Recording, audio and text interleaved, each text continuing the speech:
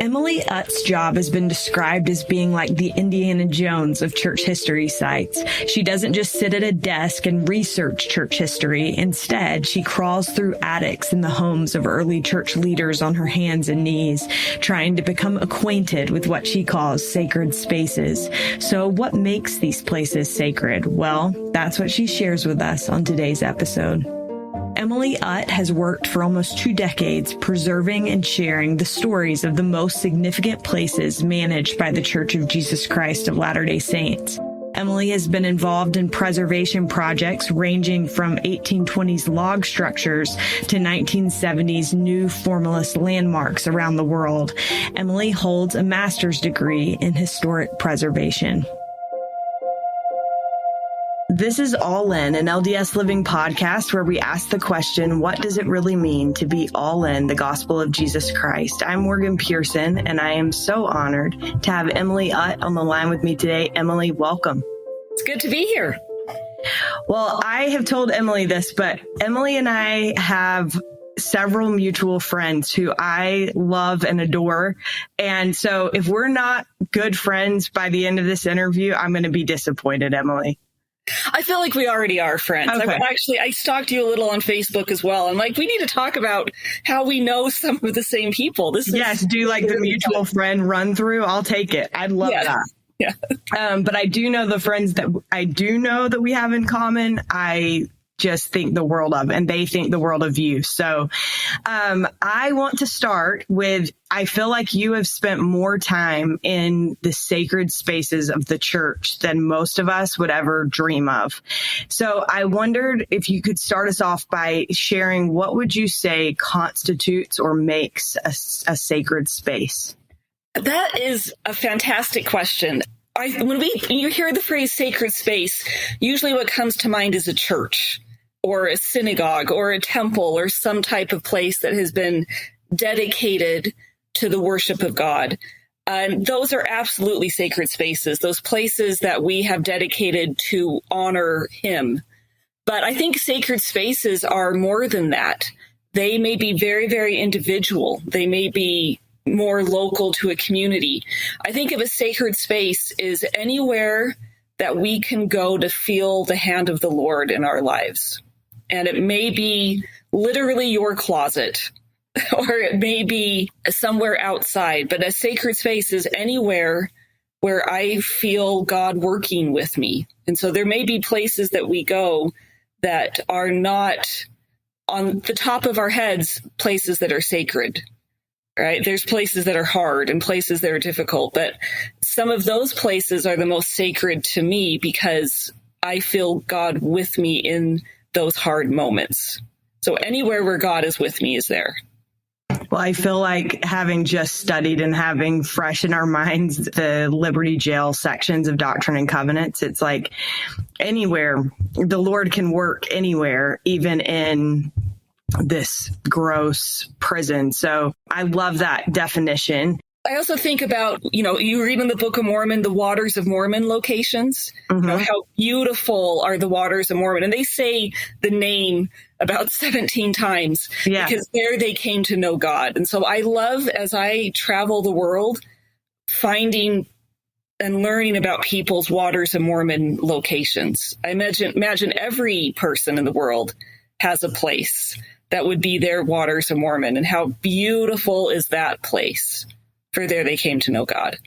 There was a missionary on my mission who, it was probably like my first zone conference, and the departing missionaries were bearing their testimonies. And he read that scripture, but he substituted in different places around our mission. And I have never forgotten that for him, it was like the street corner by this, like that is where I came to know God. And I think that's really, really neat to think about, like, what are our sacred spaces? Is it a mango tree? Yes. Is it your bedroom? Or is it the pulpit at the meeting house that you attend? All of them are. Right. Maybe. Right. I love that. Emily, you have said that your job is to help us connect to the sacred spaces in our church's history. How have you seen this ability for these places to provide connection for us as Latter-day Saints? I go back to the very first commandment that the church was given on the day it was organized. So section 121, the very first verse on the very first day of the church's organization, the saints were commanded to keep a record, and they were commanded to remember. So you read in the sacrament prayers, you read in Moroni, that we are commanded as a people to remember, to keep that heritage. And I think about all the time, why? Why is it so important that we remember? And if you read in Moroni chapter 10, that we are commanded to remember how merciful the Lord has been. And we are commanded in Doctrine and Covenants section 69 to keep a record for the good of the church and for the rising generation. So I think it's important to connect with our heritage, to connect with the past, because we need to see the hand of God working in our lives. We need to see that God is merciful to his children throughout all generations of time. And we need that physical reminder. It's not just an emotional sense that God loves us, right? We need that physical place. If you even go back into the Old Testament, as the Israelites are now crossing the Jordan River into the Promised Land, they've been wandering for 40 years in the wilderness. The first thing they do is build a monument, and they remember that God has been merciful to them. So for me, there's a power in the physicality of memory. You know, that you think about the most important event in your life. I bet if I asked you the most, you could tell me what it looked like and what it smelled like and what it sounded like on that moment of that important event for you. And whenever you smell or hear or see something similar, it takes you back to that moment. And you remember that moment that changed you, and you kind of get a little bit reinforced to go out and do it again. I mean, I think about my great aunt wore a certain perfume her whole life. And occasionally, and I inherited a few things of hers when she passed away, and occasionally the whiff of her perfume hits me when I'm walking in my house. And it's that strange moment, because whenever I smell that, I stop and I remember my aunt, and I kind of recommit to the principles of life that she taught me. So I think it's important. We are commanded to remember, but it's good for us to know where we've come from. It teaches us how to be more resilient, I think, moving forward. My dad and my grandmother passed away about 10 years ago, and probably 4 years after she passed away, my dad was driving. He drove her car for several years after she passed. And I was like, how does it still smell like my grandma? Like, was her perfume really that strong? And then I realized that my dad had stuck a bottle of her perfume in the door of the car. I'm like, you are very sentimental, you little guy. Yeah.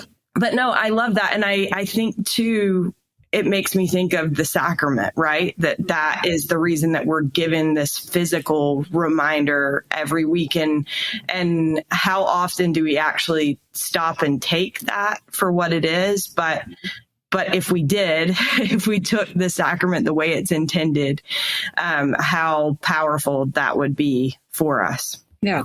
AI sacrament does not do the same thing. You need the real thing. And I imagine, every time you smell your grandma's perfume in your dad's car, you're like, oh yeah, grandma. Right. She loved me.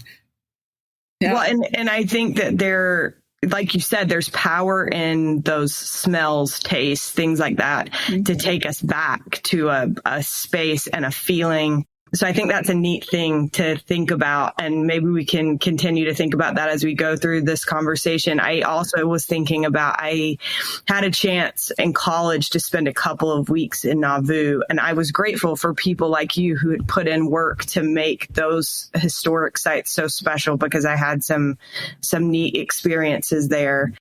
Emily, you have said that you love the work you do because you love seeing the similarities between your life and the lives of the people in our history. Could you give me examples of that? Oh, so many examples. So I don't even know where to start. One story that kind of experience that comes to mind. So I went to school in Cleveland, Ohio, and as one does when one goes to school in Cleveland, all of our YSA activities were at the historic sites in Kirtland. And there was one particular fall day that we were holding our YSA dance in the barn behind the John Johnson farm. It's such a weird sentence whenever that comes out of my mouth, but that's what we did in Ohio. And I had spent, my entire college, I'd been through Institute and thinking about these people. And as I'm out at that barn dance, I'm thinking about Joseph Smith and Oliver Cowdery and Eliza R. Snow and these young people. These, I would, at the time was just turned 21. And Joseph and Oliver in Ohio in the 1830s were just a few years older than me. They're 25. And I am overwhelmed with the prospect of the future. What's going to happen in my life? And so I start thinking while I'm at that dance about Joseph and Hiram and Oliver and all these people that we study in church history. And the thought came to me as I was standing in that place that they didn't know what the future held either, but they had enough faith to trust God, to listen to the revelations, to follow the Spirit, and to keep going. And I can look back at Joseph, and I knew for him what was coming. I knew all the hard things, but I could have faith like them to trust. And in that moment of panic of what's the next thing in my life, I look to them for an example. And it kind of gave me the little push I needed to make the next step. And I decided to serve a mission and do all of that. Another example of somebody that I love, the saints living at the far corners of the earth who want to attend the temple, right? And it takes days, weeks to get to the temple. You have to get on a bus, and you might sell everything you have and quit your job to go to the temple. And then they get to the temple finally, and now they're going to spend a week doing as many ordinances as they can. And so when I, who live 2 miles from a temple, going, you know what, it's a little inconvenient for me to go tonight. I'd rather go home and read a book and, whatever. I think about those saints. And I'm like, they would, if they lived 2 miles from a temple, they would be here every single day. So maybe I can go every week. And I see the similarity, that we are, you change the date and the name, and our lives are the same. We deal with the same questions, the same problems. How do I find a job? How do I serve in the church? How do I raise kids? How do I keep the commandments when it seems hard? Those questions are the same and haven't changed in thousands of years. But we now have cell phones and all those things on top of it. But other than that, we're the same. Right. The lesson and principle beneath the issue is the same. There's a quote that I love, and I should pull it because I feel like I reference it so often, but Patricia Holland, in her book, A Quiet Heart, she says something to the effect of, we do ourselves a disservice when we put up these artificial barriers and think that we can't understand one another's experience because it's different, because at the root of it, we're all learning the same things. And I think that is so true. And I love the idea. I've never thought of it, though, about throughout history. Like the lesson, the principle is the same. Yeah. I love that you went to school in Cleveland. And from what I understand, you said that you were scared by how much I knew about you, Emily, when I sent these questions over. You know how like you are a historian, so you go and learn about these people and basically stalk them. I stalk you. Yeah, I joke that I Google, I can find dead people for a living. So the living are easy, but yes. Yeah. Exactly. I've got the easier job of the two of us for sure. Yeah. So I don't know why you would be surprised that I was able to find information on you. It's fine. I love that you went to school in Cleveland, and I love that like that was what initially drew you to church history. From what I understand is that you had this family who had roots in Ohio. Is that right? I fell in love with church history listening to family stories in my childhood. Okay. I grew up with a family where our family, that aunt that I spoke about a little earlier, she loved her grandmother and talked about her all the time. And I was named for my great grandmother. And so I grew up hearing at a very young age the stories of our past. And so as I grew up, I knew our family story, and I knew the stories of resilience on both sides of my family. And I decided I wanted to do it for a living, but I had no idea you even could, right? I thought that if you got a history degree, you had to become a teacher, because the only professional historians I knew were the people teaching me history in high school. And I didn't know it was an option to do something else. And then I moved to Ohio for school, and a whole world opened up and changed the course of everything for me. Yeah. Well, I think it's amazing. I always feel like you have lawyers and doctors and teachers, but the number of jobs that we just have no idea exist. And I think, we hear the title of your job, which is preservation curator. What's your official title, Emily? I feel like my title constantly changes. Sometimes I am a historic sites curator. Okay. And currently, my focus is historic building specialist. Oh, that sounds exciting. Oh, yeah, right. But yeah, there's no aptitude test in high school that says you should become a professional historian. Exactly. So I feel like too, one of the things that I was watching previous interviews that you've done, the person was like, you are not just like sitting at a desk, you like put on a hard hat and crawl through attics and crawl spaces, and you're like Indiana Jones. And I was like, Emily, what a boss. That's a lot of fun too. I think I tell people that I can't write about a building I've never seen. You have to be on the ground. Yeah. No photograph is ever going to substitute for standing in the space. So yeah, what I love about this work is the ability, it's that intersection. You spend time in the archive, you spend time on site, and you have to spend a lot of time with people.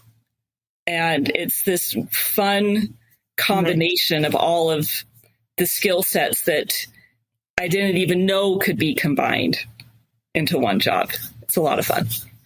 Do you ever feel like, man, I have like a one-of-one job? So I, in many ways, created my position. Okay. Yeah, because no one else had the training when I started graduate school in this. And I try to explain the kind of combination of my job to my colleagues, classmates in my graduate program. And I often just get this kind of confused look, because it's the best of all worlds in preservation, and the most fun. So yeah, sign up for it. You may have to carve your own niche in the industry, but it's the best kind of work. Yeah. Yeah. Okay. So you have worked on some pretty incredible projects. And from what I understand, your first preservation project was the Provo Tabernacle. And you were assigned 3 days after the fire that consumed the tabernacle. Mm-hmm. You said you didn't know what you were doing, but I wonder, when you walked into the tabernacle, like what does your approach to that preservation project look like? Yeah, so Provo was especially interesting. I was in my first semester of graduate school when the building burned down. Okay. So I had taken one class, the basics of preservation theory, and just had to figure it out. So the first thing that I learned is that surround yourself with people who know more than you. So those early first days in Provo, I made sure I was standing next to the construction manager at all times. And I would ask John all of my stupid questions, just dumb questions. And he was so patient in answering them. I had to ask him where to buy steel toe work boots. I had no idea. So step one is always surround yourself with smart people. Okay. Create the network. And then I was also fortunate because I was in graduate school at the time. I had professors who could help guide me through what this was going to look like. So I became familiar with the federal standards for historic preservation very, very quickly. So anyone who's interested in preserving or being connected with the historic space, there are all kinds of resources put out by the federal government to help us understand how to do that. And then as I got more and more into it, I always start with trying to understand the story. Why does this place matter? And more than just the date that it was constructed or the architectural style, I could go on for hours about the construction material and all of that. But I always like to start with why does this place matter? Why is this place important?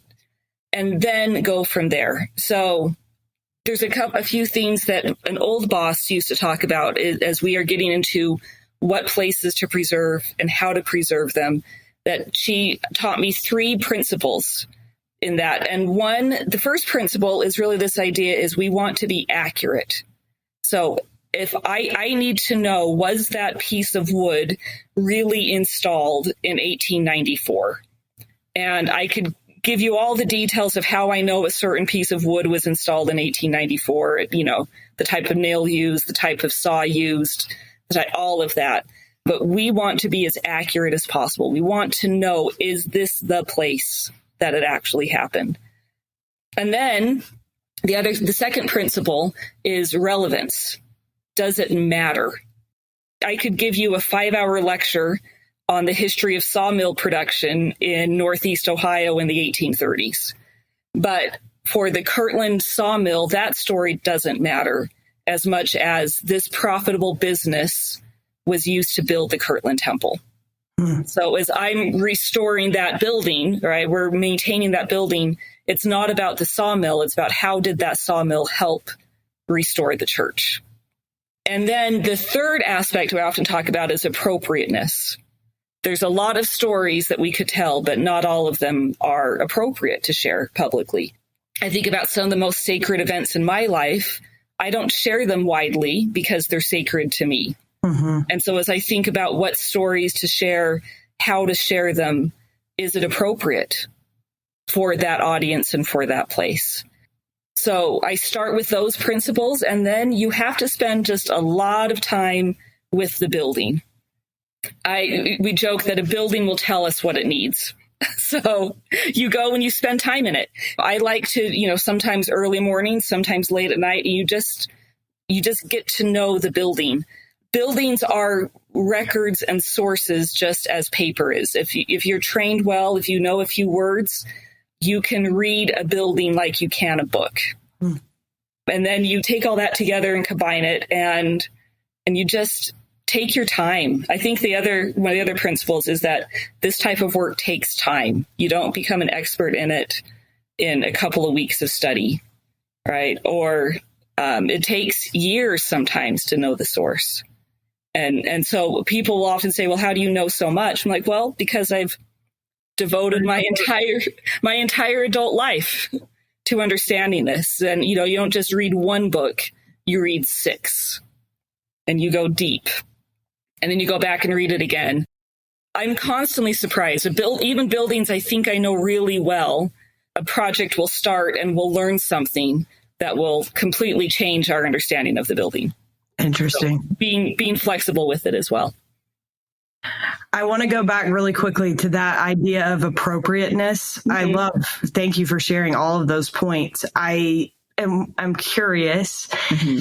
When we talk about appropriateness, because I feel like when you're speaking about your own experience, it's like following your gut, and trying to follow the spirit about what would be appropriate and what would not. Obviously, the spirit can help you when it's somebody else's experience as well. But do you ever feel like you are getting help from those people on the other side being like, I'd rather you not share that? Or I have a feeling often that someday we will meet the people that we are talking about, and that we will meet them in person. Because if you read about the celestial kingdom, right, this idea that we are all there sealed and covenanted together. And so I work really hard at being as merciful with them as I can be. Acknowledgement that I wouldn't say it to your face, I probably shouldn't say it behind your back. I love that. So I want to be kind to them, but I also feel that there are times that there are stories that they want told and contributions that they want shared. And part of the work we do in preservation, part of the work we do in history is bringing to light the stories of people that maybe have been forgotten. One of my favorite things is that when we are working in a building and a little time capsule is discovered or a signature, right? And then I get to go down the rabbit hole and find them. And that moment when I find the person who wrote their name or left a poem in a wall, it's just this little thrill, because now I have a picture and I have a story. It's not just nameless, faceless pioneers who sacrificed. It's Peter, and I know Peter, and I know John, and I know Rebecca, right? And these are very, very real people. So so I think we want to be very careful with their names, because I want people to be careful with my name too. For some reason, you saying that got me a little choked up. I think that I think sometimes these people in church history, we just kind of throw their names around as if they're not real human beings. And I don't think that's fair. Emily, we obviously don't all have to study or work in church history to feel a connection to our ancestry or our heritage. But I wondered, what would you say is the power in learning stories of our ancestors? You talked about your ancestors and how that learning their stories was what made you interested in church history, but also spending time in these places. Like, why is it worth people's effort to get to some sacred spaces and to spend time in those places? Okay, so So in the 1940s, the National Park Service was interested in how do we share the story of the national parks? How do we interpret the past? And so they hired a man named Freeman Tilden to write a book to teach us how to interpret the past. And he said, surely to stand at the rim of the Grand Canyon of the Colorado is to experience a spiritual elevation that could come from no human description of the colossal chasm. So to put that into human terms, there is no substitute for standing at the edge of the Grand Canyon. Mm-hmm. We can write about it. We can read the books. We can take the virtual tour, but there's something powerful about standing there. And I think we live in a world that is increasingly digital. And we are constantly wondering, is this real? Is this fake? Did AI do this? We all know what it's like to go to church during Zoom when you're awkwardly sitting at home on your couch trying to connect. And the more digital the world is becoming and the more fake in many ways, I think there is this desire that we want the real thing. that we want to stand at the edge of the Grand Canyon. We want to stand in the place where our Heavenly Father and Jesus Christ appeared to Joseph Smith. We want to know that God is real and that he is there. And so for me, there is this part of this desire to preserve historic places, and part of the desire to share these stories is because it helps me connect with something that is real.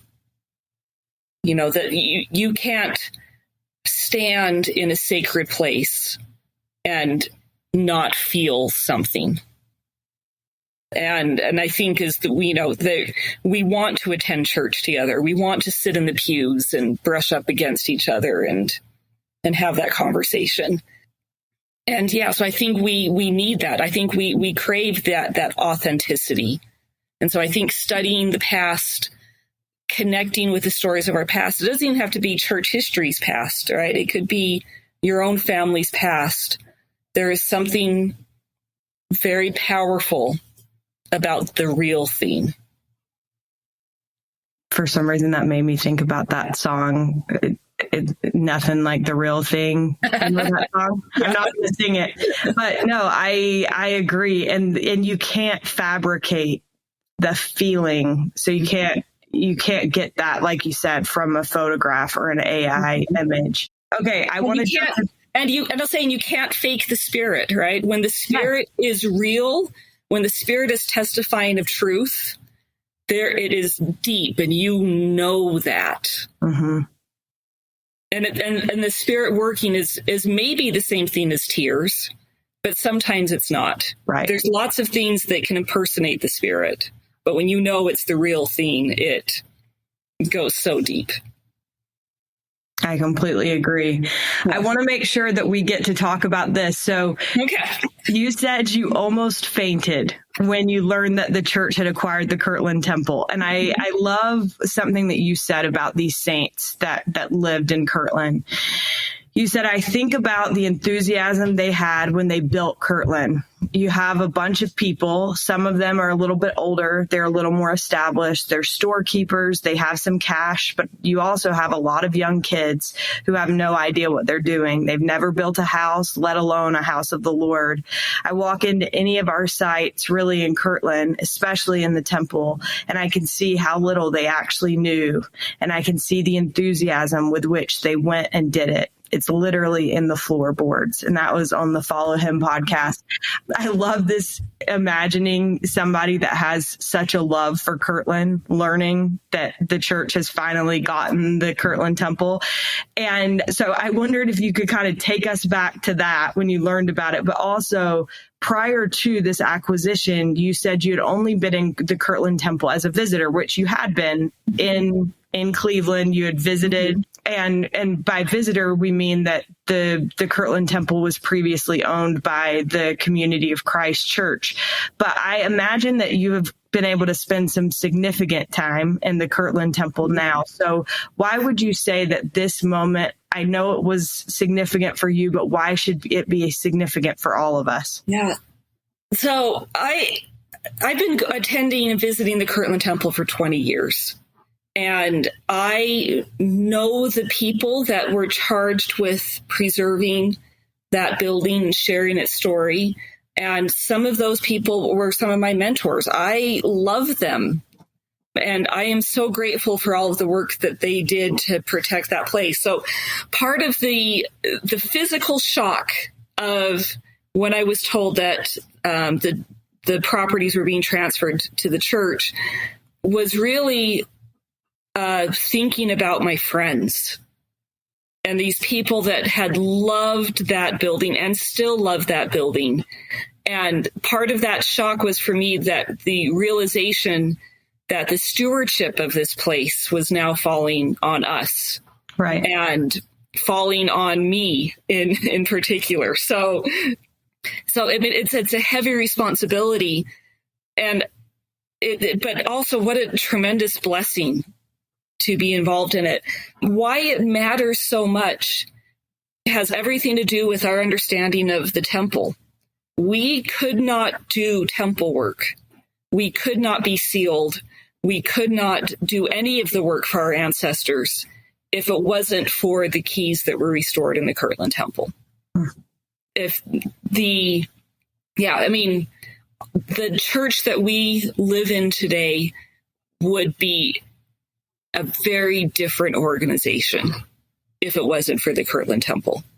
So at any temple that I attend, anytime I do family history work, anytime the priesthood is in action is possible because of that temple. So without it, I don't think our church would really even exist, because what's the point of the restored gospel of Jesus Christ if you don't have the opportunity to be sealed? If you don't get to return to the celestial kingdom, what's the point? Right. Yeah. Has it been neat to be able to kind of dig in deeper to that building? It has been surreal. I think that might be the best word for it. The first day I was out there, just shortly after the acquisition, with a bunch of my colleagues who also know and love that building. That moment when I physically hold the key to the temple in my hand, like that's there's no words to describe that feeling. Yeah. So in the last, almost year and a half since the acquisition happened, I can't even tell you how many times I've been back in Kirtland studying that building, and similarly at the sites in Nauvoo studying those, because all that happened at the same time. It's been incredible. We're just starting the process of learning the history of those buildings. The folks that were in charge of it have been stewards of those buildings for over a century. They know them inside and out. And I'm just learning which floorboards creak and which door sticks when it rains, and so I imagine I'm going to need 20 years to get up to speed fully on those buildings. But what a tremendous opportunity. And it's been fun also to see the way that people visiting them now have already been blessed and changed by it. That there is, for anybody who visits, there's a power being able to stand in that place. I was there just a couple weeks ago with a group who had never been to Ohio, and some of them just cried, being able to stand there and feel the kind of holiness in that building. It's such a tremendous thing that's happened. Well, I've noticed as you've been talking, Emily, that the way that you talk about places is kind of the way that some of us would talk about people. Mm-hmm. Like getting to know someone, spending time learning the things that make that person unique. And I love that that's the way that you approach these places and see it as such an opportunity. You said, referring to Nauvoo, that you feel like you really don't know someone until you've been in their home. And I thought that was interesting because when Spencer McBride was on this podcast, he said something similar about, like, you really don't know someone until you've read their mail. And that's obviously because that's what he's been doing with the Joseph Smith papers. But what do people's homes tell you about them? And do you have any specific examples of how working to preserve these people's homes has helped you understand them better? Yeah, so I'll say most people don't leave behind a record, like a paper, right? Most people are don't have an archive or haven't published widely. Right. But everybody leaves behind a structure. It's either a place that they lived or a place that they've worked in or a place that they've helped build. And so it's fun to see the invisible people through the places that they lived. The person that comes to mind, I feel like I have now been in like every home Brigham Young ever lived in. And it's been, and I'll say, in growing up, Brigham Young was hard for me. Brigham is a mess. He's hard for me to understand him. He's complicated. I think Brigham Young is complicated for a lot of people. Yes. And then I spent a lot of time in his houses, wandering the Beehive and Lion houses in Salt Lake, wandering his house in St. George, and we're currently working on his house in Nauvoo. And my perspective of Brigham Young has changed by being in his home. He's still complicated and messy, and I don't fully understand him, but I see in Brigham Young a desire to be better, and I see in him a striving for improvement, and I see in Brigham failure and mistakes, but I also see the attempt of repentance and picking up and trying again and trying to follow the voice of God. And I don't know if I would have had that same kind of experience if I hadn't spent so much time in his houses over the years. I knew I was spending way too much time in the Beehive house when I started dreaming about it, and I could walk the house in my dreams. And I think the same thing, it's not just about Brigham Young, right? It's about the other people that lived with him. That being in that house, the Beehive house, and thinking about the way that place would have influenced so many other people. The thought that Eliza R. Snow lived across the hall from Zina Diantha Huntington Young. And so I think I would love to be a fly on the wall in their conversations when Eliza is coming back from a speaking tour somewhere and Zina is coming back from a suffrage meeting trying to help women receive the right to vote. And I would love to just sit in the parlor with them as they are discussing their day. Yeah. And so I think and I also think about, those of us today that some of us are very careful about who we invite in our homes and who gets into our personal space. And so for me, there's some people I know that if they say, will you come over to my house? I know that I'm being trusted with something very personal with them. Right.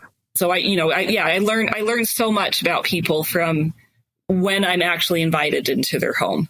Can I ask a follow-up question? Yes. So those things that you mentioned, learning about Brigham Young and the way that has kind of changed your perspective, how do you learn those things from being in his house? Like, what does that look like? Yeah. You spend a lot of time, again, you go back to the archive, you read all about it, but really there's just it sounds kind of odd, but being able to walk through and imagine him there.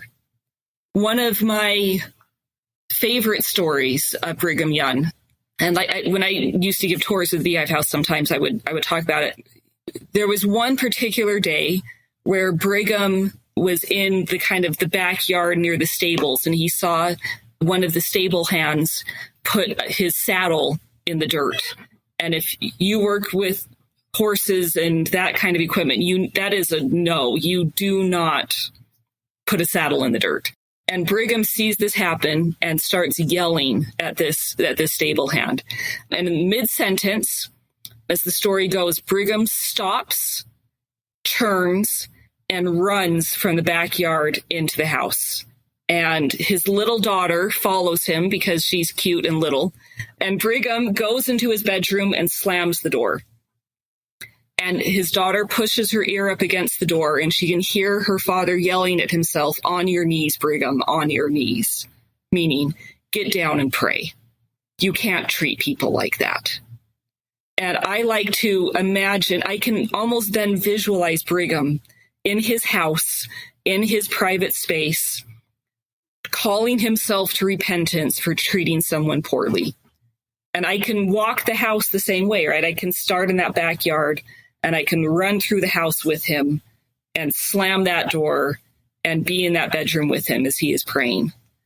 And then I can think about all of us, right? All of us probably have those moments where our temper gets the best of us and we have to go into our room and slam that door shut and force ourselves to pray. Yeah. Get over it. Yeah.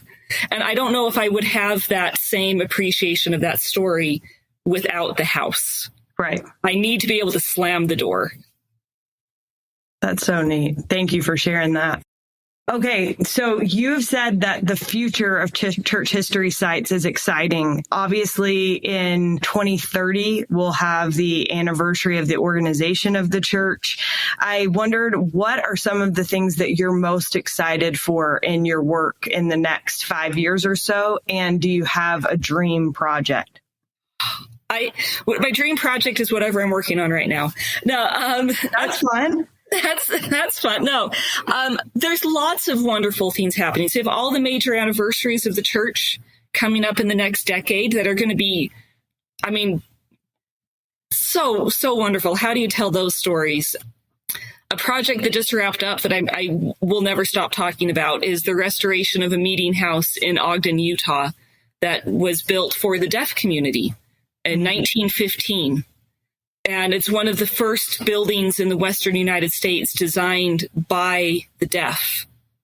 So it's a really wonderful story about, just about hope for the future and this kind of accessibility issue. So I'm really excited for that. The church is involved in all kinds of efforts to improve access to historic sites and, removing the barriers that make it difficult for people to visit them. Mm-hmm. I'm really excited about the work that's happening at the Beehive House right now. We're in the middle of restoring those homes, the Beehive and Lion houses, to talk not only about Brigham, but about the women who lived there and sharing their experiences. And we're going to share the story of Joseph F. Smith receiving Section 138 of the Doctrine and Covenants in that home and talk about Revelation in the 20th century. I'm really excited about the possibilities for how do we tell the story of a global faith moving forward. Church history didn't just happen in the 1830s and the 1840s. Church history is happening right now. And a lot of the major places of growth and the major places where we have an opportunity to share that story are places outside the United States. And that's exciting to be able to find the Waters of Mormon locations, right? To find the Susquehanna rivers and the Kirtlands and Navus of Brazil and of Nigeria, right? And helping Latter-day Saints all over the world connect with the stories, not only of the church's past, but their own local past, that the possibility of local historic sites that you could visit the first baptismal site in Kiribati.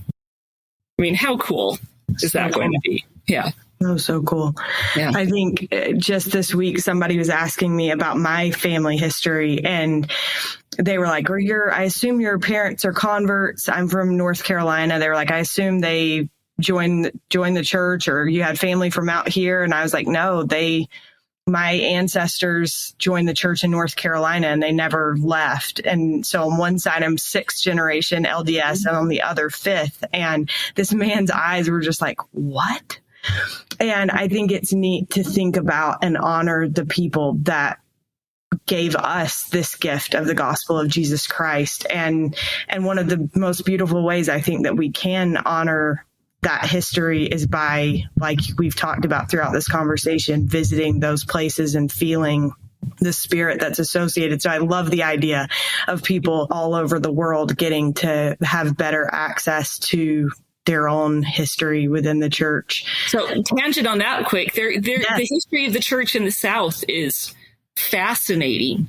That there's a whole group of, in early 1900s, so about 1901 to about 1915, mm-hmm. missionaries go out to these little tiny towns and baptize maybe 2 or 3 families. And then they build a little branch at a crossroads. And then there's a little cemetery built next to it. And then there's picnic tables out back, right? And the South, the church in the South has its roots in those little tiny branches built at the turn of the century. And some of those branches stayed branches, and some of them became wards and then stakes. Some of those early churches that were built in like 1905 are still there. Yeah. And local people. And that story is replicated everywhere, right? Right. The little branch. And that story is worth sharing.